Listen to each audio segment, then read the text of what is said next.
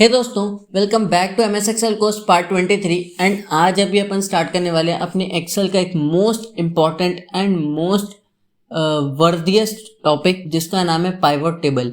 अब pivot table basically यहाँ पे इंसर्ट टैब में अवेलेबल होता है। अभी अपन ने होम टैब पूरा कवर कर लिया एंड आज से अपन स्टार्ट करने वाले इंसर्ट टैब। इंसर्ट टैब में सबसे पहला ऑप्शन अपना आता है पाइवट टेबल। अब पाइवट टेबल को सीखने के लिए अभी अपन ने बहुत बड़ा एक डाटा ले लिया, जितने बड़े डाटा पे आज तक अपन ने एक्सेल में वर्क नहीं किया, ठीक है। और यहाँ पे आज से जब भी अपन कुछ ऐसा डाटा क्रिएट करते हैं तो अपन बड़े डाटा का यूज़ करते हैं, बड़े फॉर्म ऑफ डाटा का यूज़ करते हैं, जैसा अपन इसमें कर रहे हैं।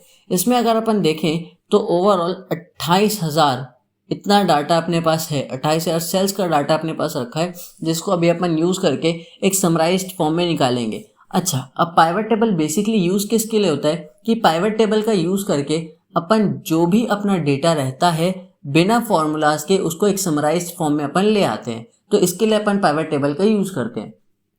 अब यहाँ पे पाइवट टेबल को इनपुट करने के लिए अभी अब मैंने क्या किया है कि फाइनेंशियल ईयर ले लिया है, ब्रांड ले लिया है, 5 मैंने ब्रांड लिए, फिर week, month, region, state, city, customer name, quantity, amount और टोटल।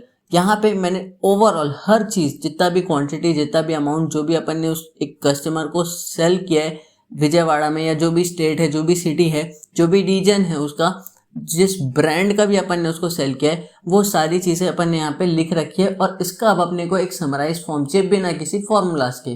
तो वो अपन कैसे निकालेंगे? तो इसके लिए अपन सबसे पहले इसको सेलेक्ट करेंगे, पूरे ओवरऑल को अपन सेलेक्ट करेंगे, जाएंगे पाइवट टेबल में। अब पाइवट टेबल में अगर आप 2021 का वर्जन यूज़ करते हैं तो यहाँ पे आपको दोनों ऑप्शंस फ्रॉम टेबल रेंज और फ्रॉम एक्सटर्नल डाटा सोर्स अलग से मिलेगा।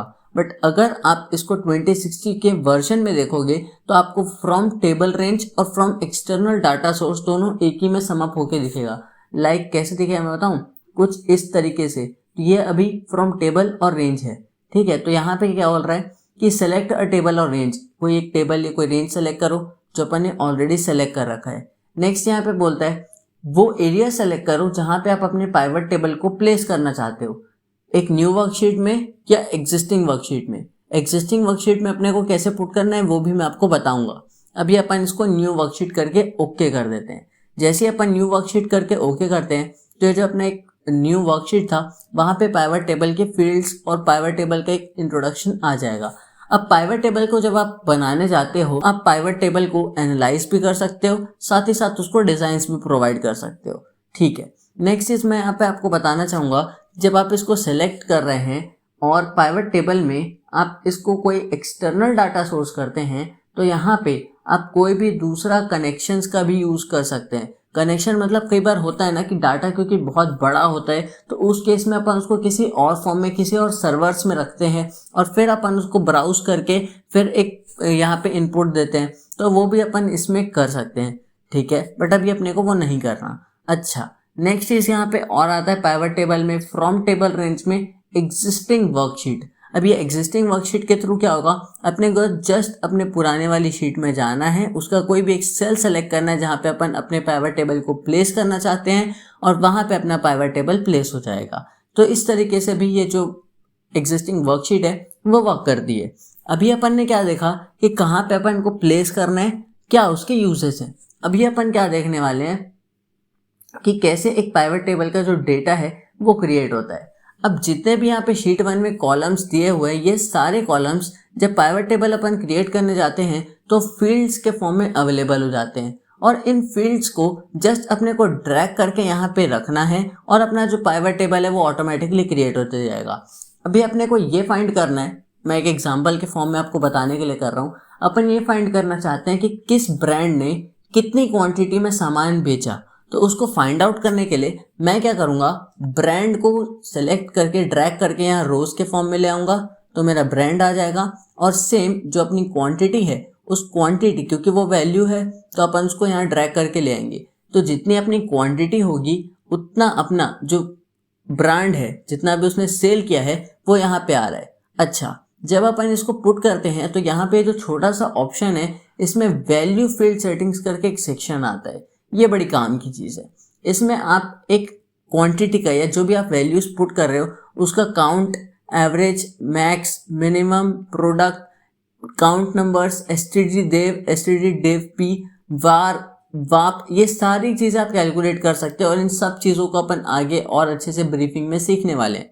ठीक है, तो ये भी आप एक चीज़ कर सकते हो। अच्छा, अब आपने ये सपोज किया कि ब्रांड तो चलो ठीक है एक पार्ट है, बट अपन यहाँ पे इस ब्रांड को वापस हटाना चाहते हैं। तो ब्रांड को हटाने के लिए जस्ट अपने को वापस से इसको अनचेक कर देना है और ब्रांड हट जाएगा।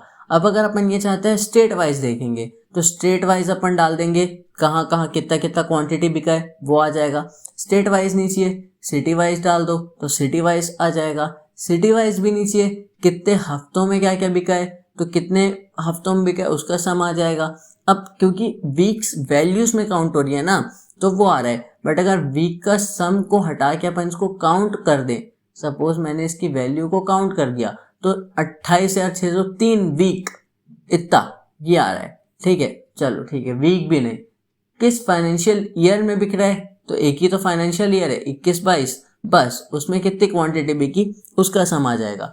तो इस तरीके से ये वर्क करता है। अब अपन ने ये सपोज किया कि अपने को हर मंथ किस ब्रांड ने कितना प्रोडक्ट बेचा है वो अपने को दिखाना है। तो अपन ने ब्रांड को यहाँ पे रोज में पुट कर दिया और ये जो अपना मंथ है इस मंथ को अपन लेके चले गए कॉलम्स वाले एरिया में।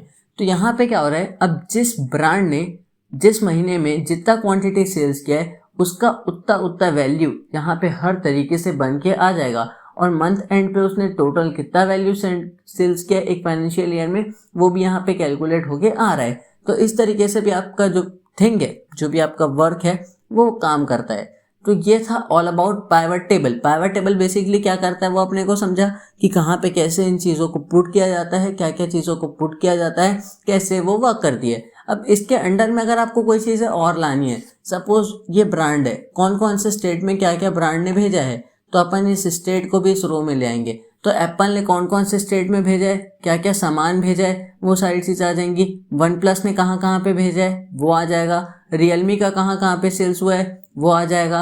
वीवो का कहाँ कहाँ पे सेल्स हुआ है वो आ जाएगा। शाओमी का कहाँ हुआ है वो आ जाएगा, टोटल आ जाएगा। तो इस तरीके से आप इसको पुट कर सकते हैं। अब जब आप इन सब चीज़ों को बना ही रहे हो तो इसको थोड़ी सी फॉर्मेटिंग दे दो, इसको थोड़े से बॉर्डर्स प्रोवाइड कर दो, इसको थोड़ा सा सेंट्रल प्रोवाइड कर दो और ज़्यादा लग रहा है तो पाइवट टेबल को आप डिज़ाइन दे सकते हो। कुछ इस टाइप का कोई डिज़ाइन दे दिया या फिर इस टाइप का कोई डिज़ाइन दे दिया, तो आपके पास तो बहुत सारे ऑप्शंस अवेलेबल रहते ही हैं, तो आप ये भी कर सकते हैं। ठीक है, तो इस तरीके से भी ये जो चीज़ें हैं वो वर्क करती है। ठीक है, तो ये था अबाउट पाइवट टेबल। मैंने अभी आपको बेसिक आइडिया कैसे एक पाइवट टेबल को यूज़ किया जाता है वो मैंने बता दिया है। और पाइवट टेबल में सिर्फ यही नहीं, आप कोई भी चीज़ को हटा के इनपुट दे सकते हो जिसके थ्रू आपका समराइज्ड फॉर्म भी आएगा, विदाउट फॉर्मूलाज भी आएगा। ठीक है, तो ये भी एक बात होती है। ठीक है, तो दोस्तों बस यार इस कोर्स के आज के पार्ट में बस इतना ही। नेक्स्ट पार्ट में अपन पाइवट टेबल को और कंटिन्यू करेंगे और जानेंगे कि इसमें अपन और क्या क्या कर सकते हैं, कैसे इसको प्रॉपरली एनालाइज करना होता है। ठीक है, तो मैं मिलूंगा आपसे नेक्स्ट पार्ट में। तब तक के लिए keep watching, keep learning and good bye.